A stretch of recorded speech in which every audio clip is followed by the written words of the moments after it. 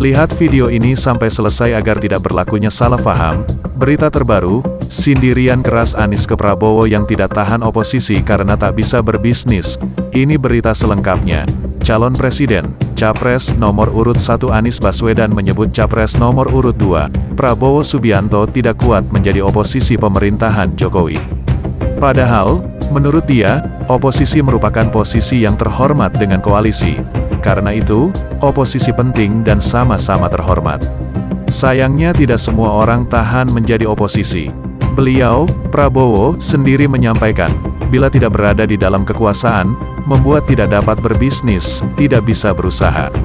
Karena itu harus ada dalam kekuasaan, ujar Anies dalam debat Capres di kantor KPU RI di Jakarta, Selasa, tanggal 12 Desember tahun 2023. Mendengar pernyataan itu, Prabowo yang juga berdiri di atas panggung debat kemudian menunjukkan mimik berbeda.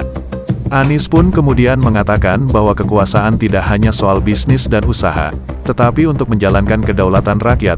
Kekuasaan lebih dari soal bisnis, lebih dari soal uang, kekuasaan merupakan kehormatan untuk menjalankan kedaulatan rakyat, ujar dia. Hal itu merupakan respon Anies atas pernyataan Prabowo yang menyebut jika demokrasi tak berjalan dengan baik, maka Anies tidak akan menjadi Gubernur DKI Jakarta periode tahun 2017 sampai tahun 2022.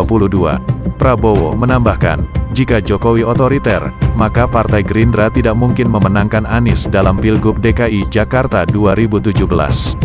Saat itu, Partai Gerindra bertindak sebagai oposisi pemerintah yang melawan Partai Demokrasi Indonesia Perjuangan, PDIP, yang mengusung Basuki Cahayapurnama atau Ahok. Mas Anies, saya berpendapat kalau Mas Anies ini agak berlebihan. Mas Anies mengeluh tentang demokrasi. Mas Anies dipilih menjadi Gubernur DKI Jakarta menghadapi pemerintah yang berkuasa. Saya yang mengusung, kalau demokrasi tidak berjalan, Anda tidak mungkin menjadi gubernur, kata Prabowo, dalam catatan majalah Tempo edisi tanggal 28 Oktober tahun 2013. Penghasilan Prabowo disumbang dari posisinya sebagai komisaris atau pemilik perusahaan. Sampai di tahun itu, sedikitnya Prabowo menguasai 27 perusahaan.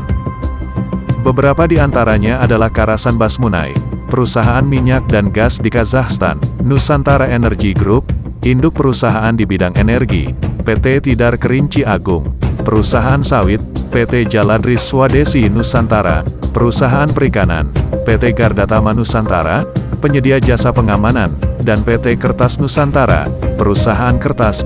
Jelang Pilpres 2024, Prabowo sempat mengatakan, beberapa perusahaan miliknya berhenti beroperasi akibat 20 tahun tidak berkuasa di pemerintahan. Banyak aset saya, banyak pabrik saya yang mandek karena saya tidak dapat kredit. Karena saya tidak berkuasa 20 tahun, kata dia dalam acara Mata Najwa di Universitas Gadjah Mada, UGM, Kabupaten Sleman, Daerah Istimewa Yogyakarta, DIY, Jumat, tanggal 22 September tahun 2023. Meskipun begitu, lanjut Prabowo, dia mengaku tidak melakukan pemutusan hubungan kerja, PHK, terhadap para karyawannya, tetapi memilih menjual aset. Saya akui, dalam keadaan terjepit, saya hidupnya dari jual aset, ucap Prabowo. Sekadar itu sahaja informasi dari kami pada kali ini. Kami mohon Anda sebarkan video ini kepada komunitas dan jangan lupa subscribe, like dan share. Bonus artikel kali ini kami berikan kepada Opera News. Terima kasih.